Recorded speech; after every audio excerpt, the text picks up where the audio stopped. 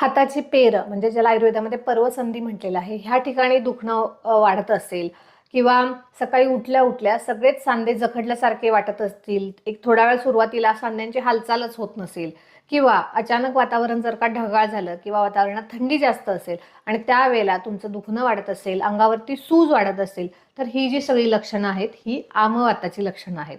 आमवात म्हणजेच आम आणि वात हे दोन वेगवेगळे घटक एकत्र आल्यानंतर शरीरामध्ये जो निर्माण होतो तो आमवात. तर आम म्हणजे असतं अपाचित अन्न, म्हणजे जे अन्न शरीरात गेल्यानंतर व्यवस्थितरित्या पचलं गेलं नाही आहे आणि अर्धवट पचलेलं असं हे जे आहार आहे, आहार रस आहे, हा शरीरामध्ये कुठेतरी साठून राहिलेला असतो आणि ज्या वेळेला त्या ठिकाणी वातदोषाबरोबर त्याचा संयोग होतो तर त्यावेळेला शरीरामध्ये वाताची लक्षणं दिसायला लागतात.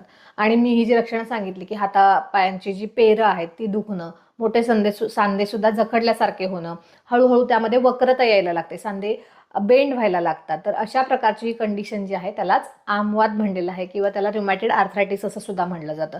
तर यावरती उपाय काय आहेत?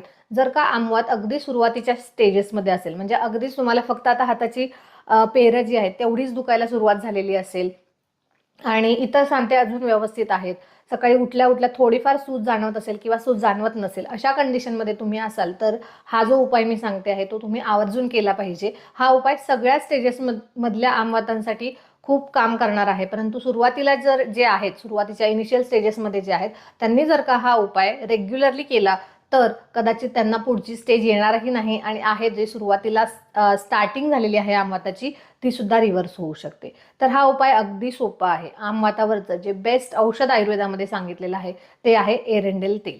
तर हे जे एरंडेल तेल आहे म्हणजेच कॅस्टर ऑइल आहे, हे जर का तुम्ही नियमित सेवन करत राहिलात, मग ते तुम्ही इंटरनली सुद्धा घेऊ शकता पोटातून, त्याचबरोबर जे सांधे अफेक्टेड झालेले आहेत, ज्या सांध्यांना आता त्रास सुरू झालेला आहे त्या सांध्यांना बाहेरून लावण्यासाठी सुद्धा या तेलाचा वापर केला जाऊ शकतो.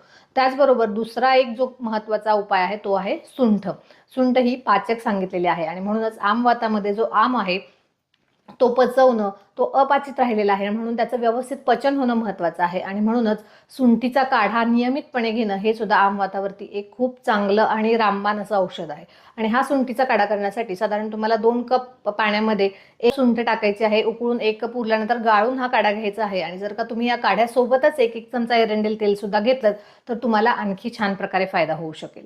त्यामुळे नक्की आवर्जून ट्राय करा. ज्या लोकांना तुमच्या आजूबाजूला हा आमवाताचा त्रास आहे त्या सगळ्यांपर्यंत हा व्हिडिओ नक्की शेअर करा.